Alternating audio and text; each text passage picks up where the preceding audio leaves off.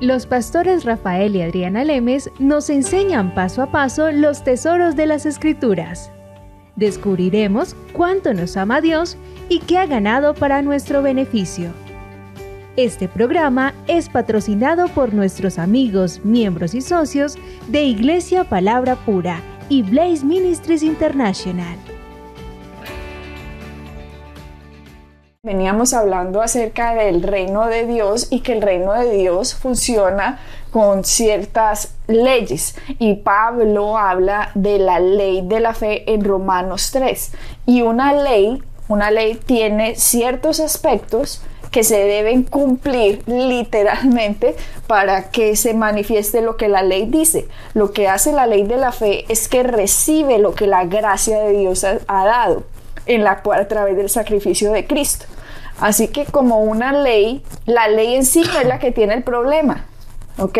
Por ejemplo, tú que eres piloto, una vez me dijiste que en la aviación no había accidentes, no era conocido como el término el accidente ocurrió, sino que ocurrían errores. Explícame más sobre esto. ¿Por qué dicen eso? Porque en la aviación es raro o es un poco difícil que hayan accidentes desde ese punto de vista, de esa terminología. Lo que hay son una cantidad de errores que llevan a un accidente, ¿verdad? Entonces, y generalmente, hablando en términos así generales, no es simplemente un error, sino la secuencia de pequeños errores los cuales nos llevan a un accidente. Y eso exactamente es lo que pasa en la vida del cristiano.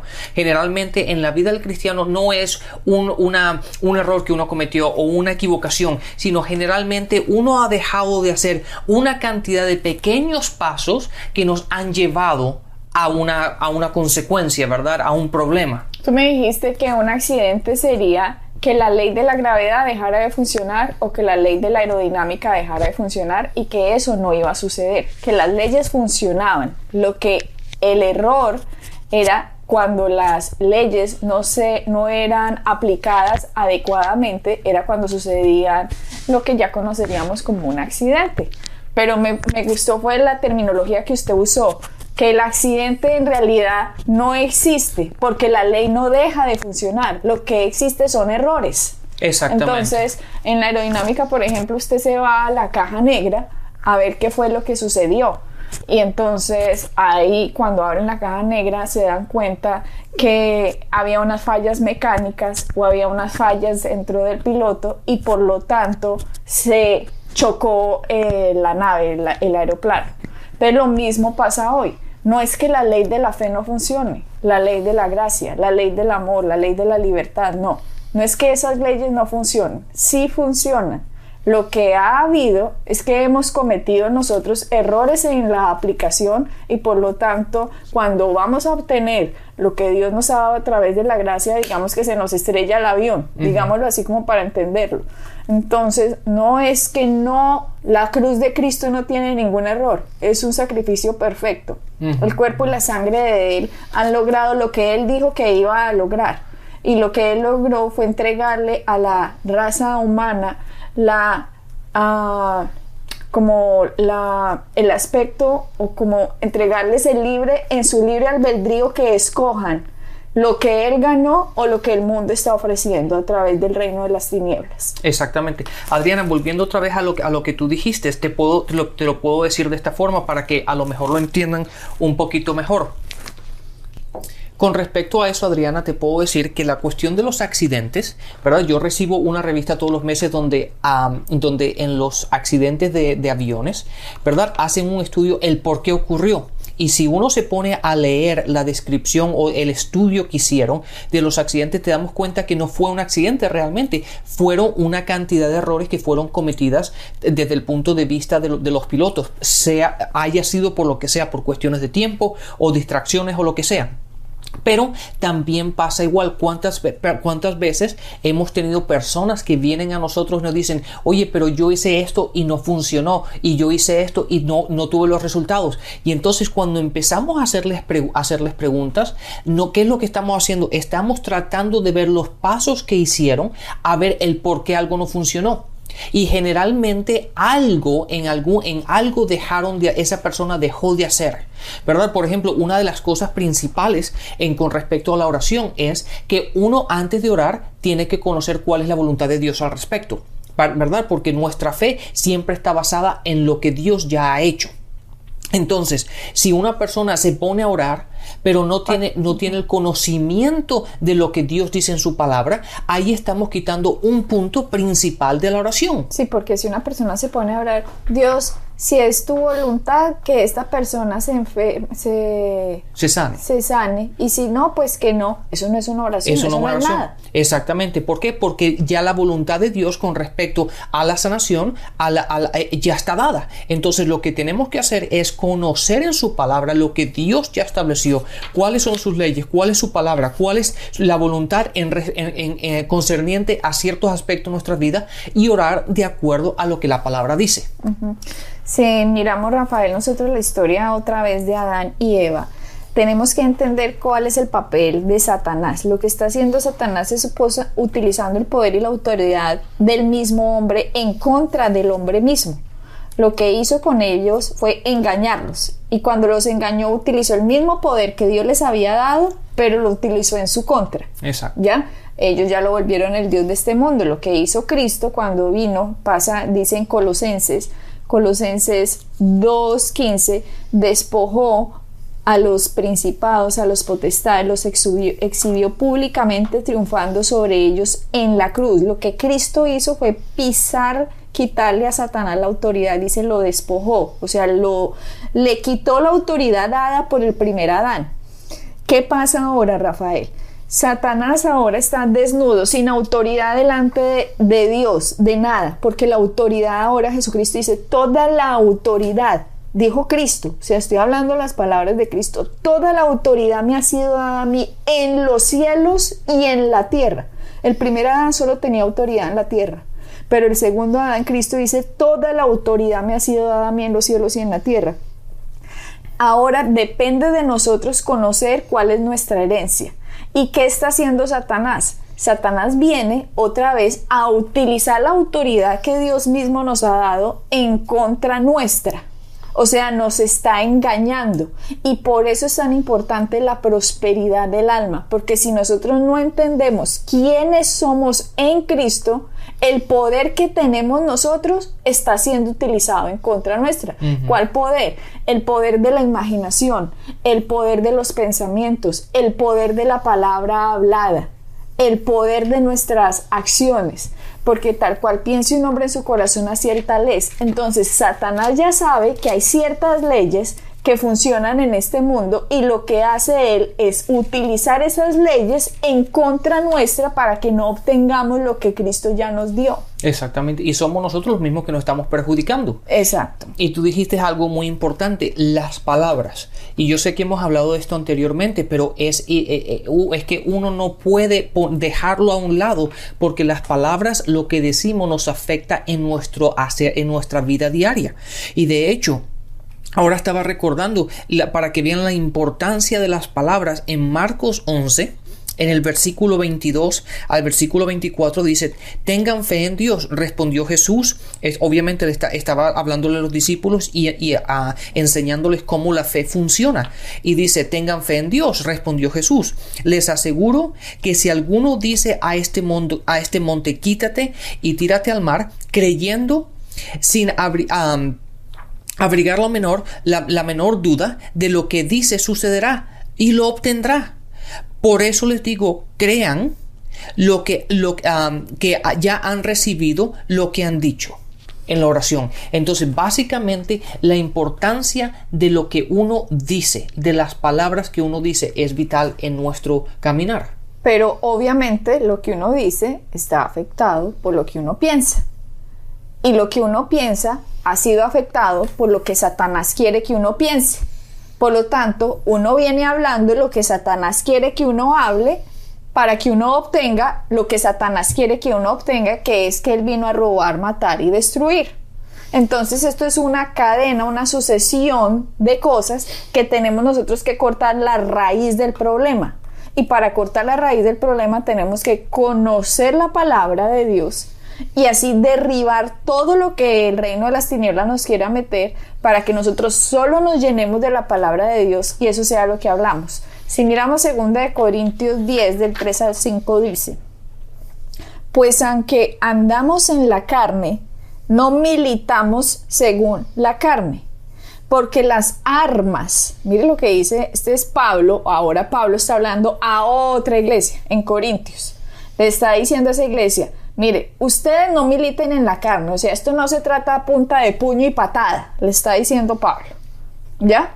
Dice: las armas de nuestra milicia no son carnales, sino poderosas en Dios para la destrucción de fortalezas, derribando argumentos y toda altivez que se levante contra el conocimiento de Dios y llevando cautivo todo pensamiento a la obediencia de Cristo, a Cristo, perdón.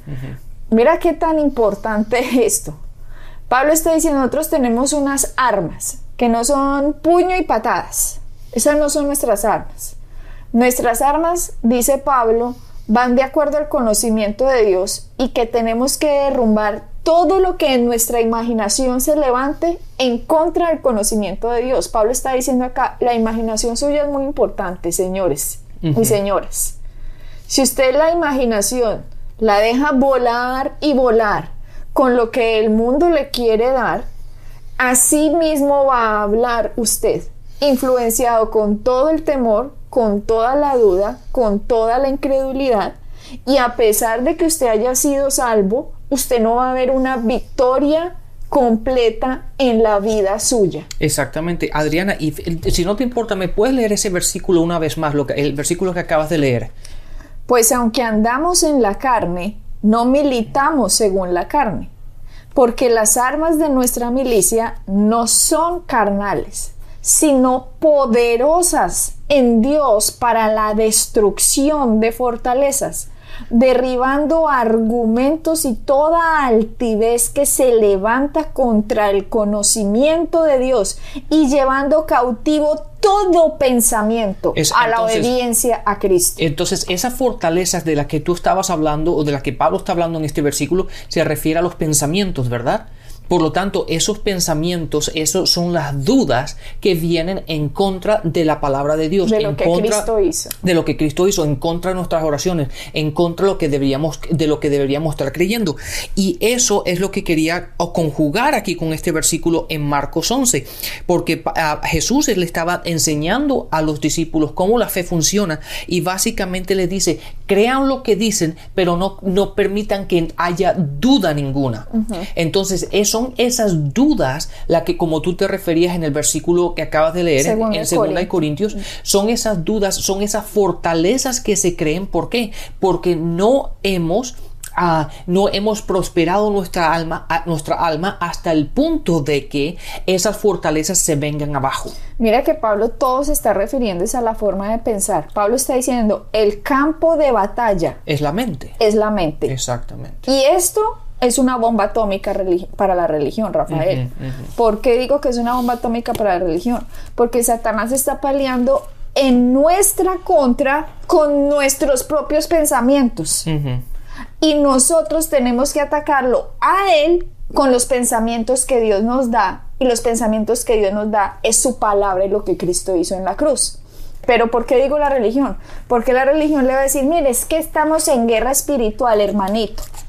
Entonces, en la guerra espiritual hay unos demonios volando sobre las ciudades. Entonces nosotros tenemos que quitar esos demonios de las ciudades que están volando por ahí, porque ellos están por ahí. Y se van unos versículos que malinterpretan, Rafael, sin entender que Cristo dijo. Por eso empecé el programa diciendo que Cristo había quitado, despojado. Colosenses 2:15. Cristo despojó a los principados y a las potestades, los exhibió públicamente, triunfando sobre ellos en la cruz. Entonces, si Cristo triunfó sobre Satanás, a mí no me digan que tienen un poder volando sobre las ciudades, porque Pablo me está diciendo: usted tiene que someter los pensamientos. Quite toda imaginación que se levante en contra del conocimiento de Dios. Y esta guerra espiritual que hablan, de hecho tú y yo conocemos religiones o conocemos denominaciones que no es suficiente el orar, ¿verdad? En la ciudad se tienen que ir a las montañas, y mientras más alto, más efectivos son, porque más en el aire más cerca van a estar de los dominios espirituales. Pero no es así. La guerra espiritual está en la mente. ¿Por qué? Porque son esas fortalezas, esa duda, esa forma de pensar, esos pensamientos los cuales te mantienen cautivos y no te dejan obtener la luz del evangelio, la luz de Dios que está en su palabra. ¿Por qué? Porque una vez más, y volvemos al punto principal, nuestras almas no han sido ejercitadas, no hemos entrenado, no hemos metido suficiente de la palabra de Dios en nosotros para permitir que esa imagen que el mundo ha creado, esa imagen que básicamente tenemos, sea reemplazada por medio de la palabra. Mucha gente puede pensar que lo que estamos hablando aquí, de que hay gente que cree esto, es absurdo, pero en realidad es una doctrina dominante del cuerpo de Cristo, que la gente verdaderamente cree que usted tiene que abrir un agujero en el techo de la casa o en la atmósfera de la ciudad para que la oración pueda atravesar eso y que le lleguen a Dios. Exacto. Pero esto no es lo que la palabra de Dios enseña. Después de la cruz de Cristo, esto no es lo que enseña. La palabra de Dios enseña que el Señor, con todo su poder y con toda su gloria, habita en cada creyente. Así que uno no necesita que la oración atraviese la atmósfera y el techo de la casa. No, Jesucristo está en mí. El Espíritu Santo está en mí, fui sellada con el Espíritu Santo. Entonces, ¿cómo así que el Espíritu Santo está en mí, pero que yo tengo que abrir un hueco en la atmósfera? Sí. O sea, es que no tiene lógica. No. De hecho, Adriana, me gustaría leer ese mismo pasaje en la versión en la cual yo leo. Fíjate lo que dice. Estamos hablando 2 Corintios capítulo 10 en el versículo 4 y el versículo 5. De hecho, del 4 al 6 dice: las armas con las que luchamos, fíjate, las armas que no son de este mundo, sino tienen el poder divino para derribar fortalezas. Ahora, ¿cuáles son estas fortalezas? Destruimos argumentos y toda altivez que se levanta en contra del conocimiento. Entonces, las fortalezas son conocimientos, son pensamientos, son ideas. Esas son las fortalezas, y esos son los que derribamos por medio de ¿qué? Del conocimiento de Dios. Y llevamos cautivo todo pensamiento para que se someta a Cristo. Entonces, esas fortalezas de que la gente piensa que están en las nubes, que están en los aires, ¿verdad? Que esas fortalezas son nuestro pensar, nuestros pensamientos. Eso es lo que nos bloquea y nos derriba a nosotros, nos trae cautivos, ¿verdad? Y no nos deja ver la luz del evangelio, no nos deja obtener las promesas, no nos deja obtener aquello que Cristo ya ganó por nosotros. Y sigo leyendo. Y estamos dispuestos a castigar cualquier acto de desobediencia una vez que yo pueda contar con la completa obediencia de ustedes. Pero ¿qué estamos hablando aquí? Estamos hablando que tenemos que controlar. Tenemos que aprender que las fortalezas en las cuales nos bloquean a nosotros, esas fortalezas que nos están parando, nos están bloqueando nuestro progreso, son nuestro pensar. Mira, Rafael, la manera como los demonios pelean contra nosotros es a través de nuestro pensamiento. Lo que tú dices, las fortalezas que nosotros tenemos, la forma en que nosotros pensamos.